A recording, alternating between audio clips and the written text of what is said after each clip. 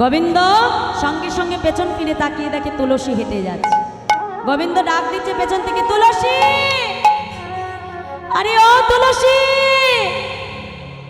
এতবার করে তুলসী তুলসী বলে ডাকছে মা, কিন্তু তুলসীর কোনো সাড়া না। হ্যাঁ, এবার ডাকতে ডাকতে গোবিন্দ একেবারে তুলসীর পেছনে এসে ডাক দিয়েছে, তুলসী কেন এতক্ষণ ধরে ডাকছে, তুমি সাড়া দিচ্ছ না কেন? মনে মনে চিন্তা করছো, বধূ এবার ডেকে দেখো ডাকার কত বড় জ্বালা। হ্যাঁ, আমি এতক্ষণ ধরে তোমায় ডেকেছি, তুমি তো সাড়া দাওনি, তাহলে এবার তুমি ডেকেছো, এবার ডেকে দেখো ডাকার কত জ্বালা। হ্যাঁ, আচ্ছা তুলসী বলো না গো, এই গভীর বনে তুমি কেন এসেছো? গোবিন্দ আমার তুলসীকে ডেকে এবার তার মনের 3টে প্রশ্ন এবার তুলসীর কাছে জানতে চাই। কি বলছি? কেন সমাগমন?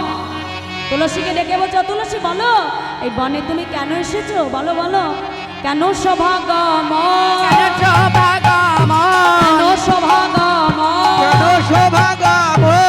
বনে কি বা প্রয়োজন, কেন সমাগমন, হরি হরি বল, বনে কি বা প্রয়োজন, কেন সমাগমন, বনে কি বা প্রয়োজন, কেন সমাগমন, বনে কি বা প্রয়োজন, অসময়ে কেন সরণ,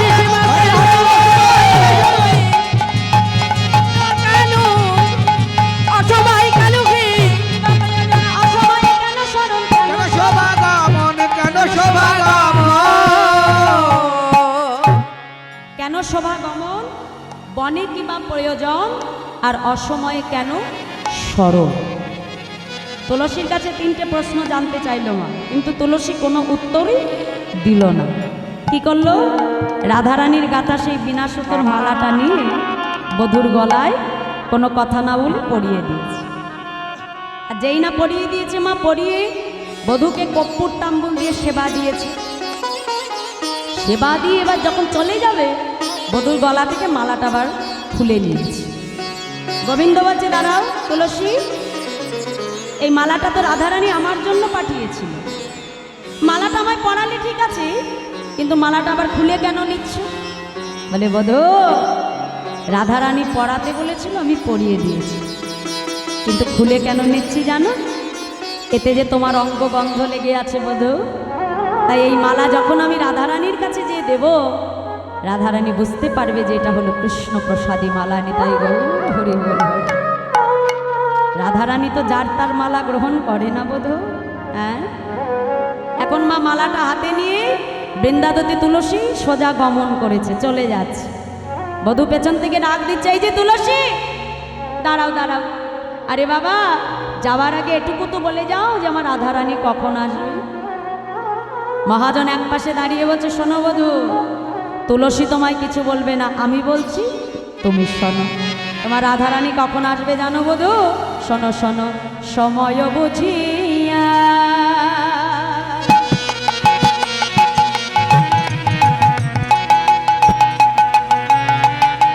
শেখর আসিয়া সুমধুর করে বলে, সময় বুঝিয়া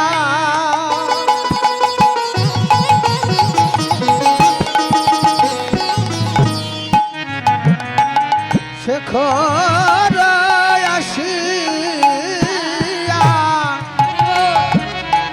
সুমধুর করি বলে, সে যে বিনোদিনী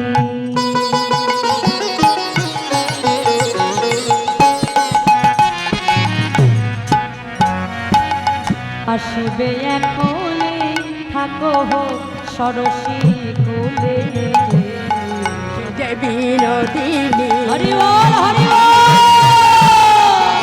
এখনই থাকো সরসী কুলে। আমা গোবিন্দ এখানে মহাজনকে একটা প্রশ্ন করলো, আচ্ছা বেশ, শুধু তাহলে আমাকে সরসী কুলে মানে রাধাকুণ্ডের তীরে বসে থাকলেই আমি রাধারানী পেয়ে যাব?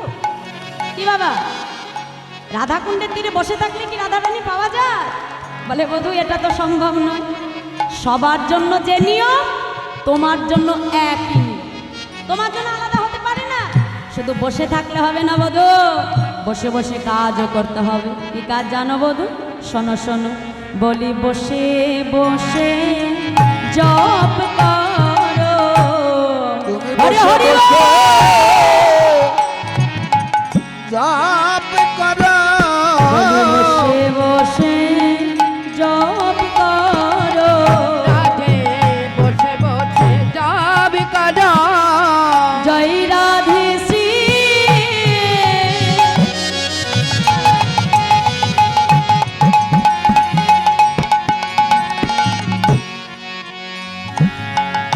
রাধে বলে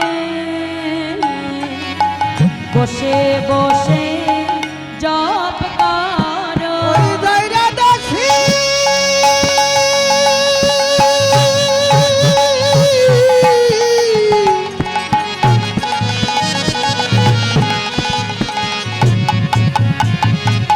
জয়রা দেশী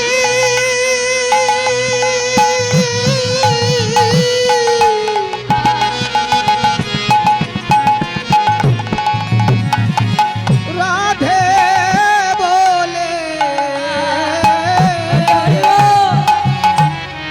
তুমি বসে বসে গাব করো বলি জয়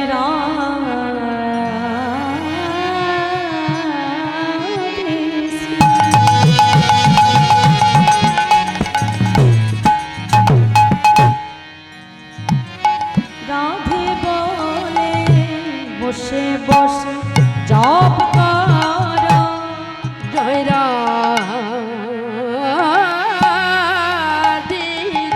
হরি বল হরি বল।